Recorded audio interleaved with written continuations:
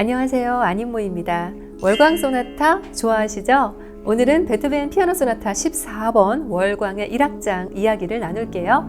2021년 17세 때 피아니스트 임윤찬님의 연주도 감상해 보세요. 아티스트 앤디 워홀이 인생 마지막 작품이 바로 베토벤 시리즈인데요. 앤디 워홀은 베토벤의 얼굴 아래에 피아노 소나타 14번 악보를 이렇게 깔았어요. 워홀도 이 곡을 좋아했을까요? 우리가 이 곡 월광 소나타라고 흔히들 이렇게 부르잖아요. 그런데 이 제목 월광을 베토벤이 직접 붙인 게 아닙니다. 평론가인 레슈타프가 이 곡을 듣고 마치 달빛이 비치는 루체르노스의 물결에 흔들리는 작은 배와도 같다고 평하면서 이 곡에 월광이라는 부제가 이렇게 붙게 되었는데요. 사실 베토벤은 이 곡을 작곡할 때 월광, 달빛 이런 거는 1도 생각하지 않았을지도 모르죠. 레슈타프는 왜 이런 말을 했을까요? 1악장 C샵 마이너의 오른손에 연속해서 연주되는 3연음부, 이 세디따 음표들의 분산 화음들이 마치 작은 물결 위에서 흔들리는 조각배 같아서겠죠. 하지만 임윤찬 님도 월광이라는 제목은 이 베토벤의 작곡 의도와 전혀 상관이 없기 때문에 월광 느낌, 달빛 느낌을 내려고 노력하지도 않았고 이 악보 속에 객관적이면서 본질적인 것을 찾으면서 연주했다고 합니다. 그러면서 이 세디따 음표들을 일정한 톤으로 연주하는 게 정말 어렵다고 말했어요. 자, 임윤찬 님은 어느 독주회를 앞두고 프로그램 중에 가장 연주하기 힘든 곡이 무엇이냐는 질문에도 월광 소나타 1악장이라고 답했습니다.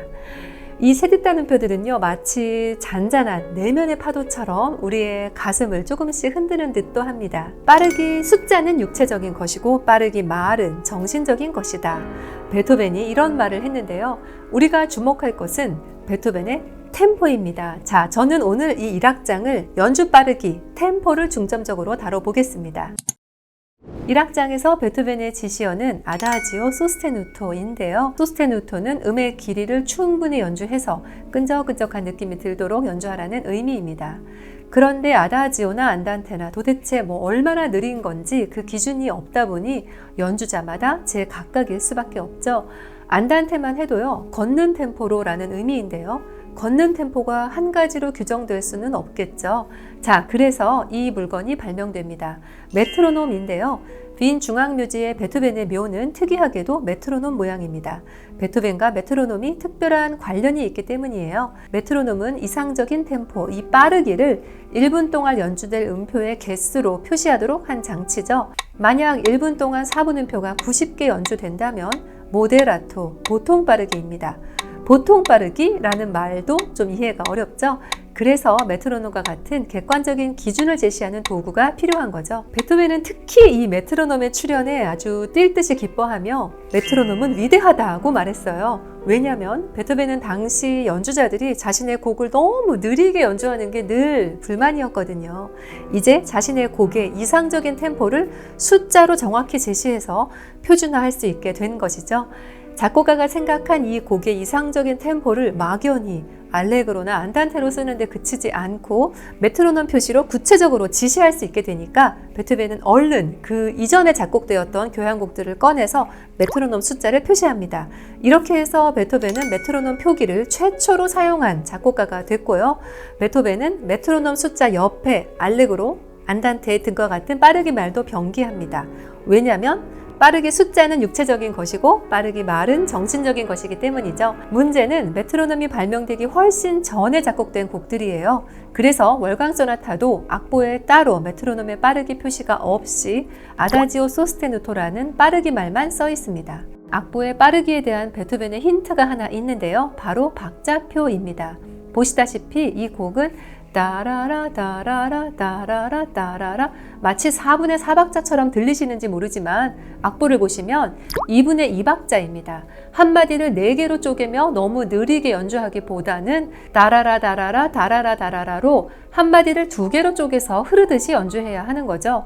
그래서 4분의 4박자로 연주하는 것보다 2분의 2박자로 연주를 하면 느리지만 답답하지는 않은 흐르는 듯한 느낌을 받을 수 있습니다. 실제로 임윤찬 님이 이 곡은 2분의 2박자이기 때문에 느리게 쳐서는 안 된다고 말했죠. 연주를 하다 보면 4분의 4박자가 아닌 2분의 2박자로 끝까지 몰고 가는 게 쉽지는 않습니다. 나도 모르게 어느새 이 한마디를 내박으로 세면서 치고 있는 거죠. 그렇다면 우리가 베토벤을 이상적으로 연주한다는 이 피아니스트들이 연주한 이 곡 앞부분의 템포를 한번 비교해 볼까요? 먼저 임윤차님의 스승인 피아니스트 손민수님의 연주예요.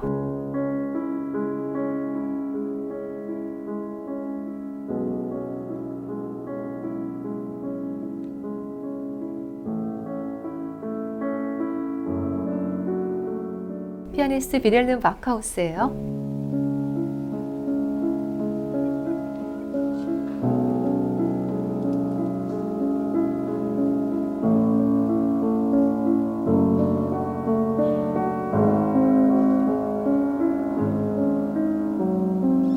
그리고 피아니스트 애니 피셔입니다.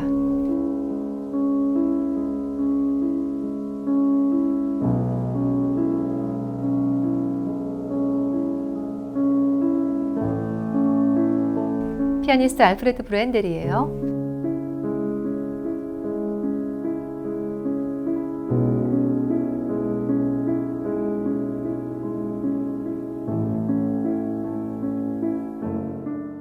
피아니스트 클라우디오 아라우예요.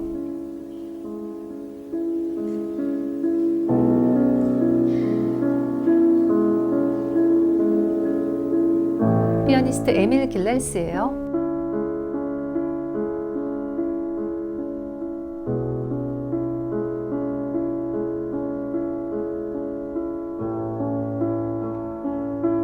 피아니스트 빌헬름 캠프예요.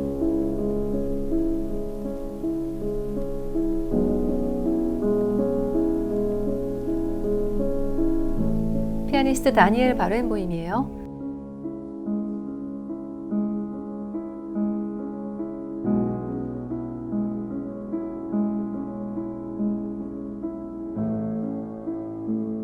피아니스트 루돌프 부흐빈더예요.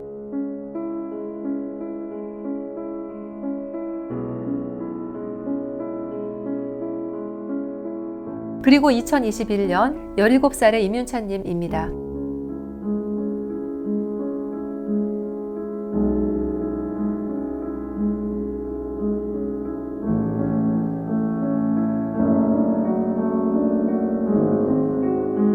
그 누구의 템포보다도 뒤처지지 않고 좀 더 앞으로 나아가려 하는 에너지가 느껴지죠. 베토벤이 이 곡의 부제로 쓴 건 월광이 아니라 환상곡풍 소나타, 소나타 꽈지 우나 판타지아입니다. 환상곡풍? 뭐가 그리 환상적이냐고요? 바로 빠른 1악장이 아닌 아다지오 소스테누토의 느린 1악장으로 시작한다는 것도 환상적이고요. 소나타라면 본래는 빠름 느린 빠름의 세 악장 구성이어야 하죠. 그런데 이 곡은 1악장은 아다지오 소스테누토로 느리고 2악장은 알레그로토로 조금 빠르게, 3악장은 프레스토로 뒤로 갈수록 템포가 점점 빨라집니다. 이 파격적인 시도와 형태가 환상적이지 않나요? 베토벤은 마지막 3악장에서 그가 정말로 하고 싶었던 중심 언어를 노래합니다. 베토벤은 이 곡을 작곡한 1801년 19살 소녀 줄리에타 귀차르디와 사랑에 빠져 있었어요. 그녀의 이름 귀차르디의 G, 그러니까 이 G 샵이 이 소나타에서 상당히 많이 들리지는 않는지 여러분들도 들어보시기 바랍니다. 아마도 그 G샵은 귀차르디의 G이겠죠. 피아니스트 임윤차님의 연주로 베토벤 피아노 소나타 14번 월광의 1악장을 악보와 함께 감상하실게요.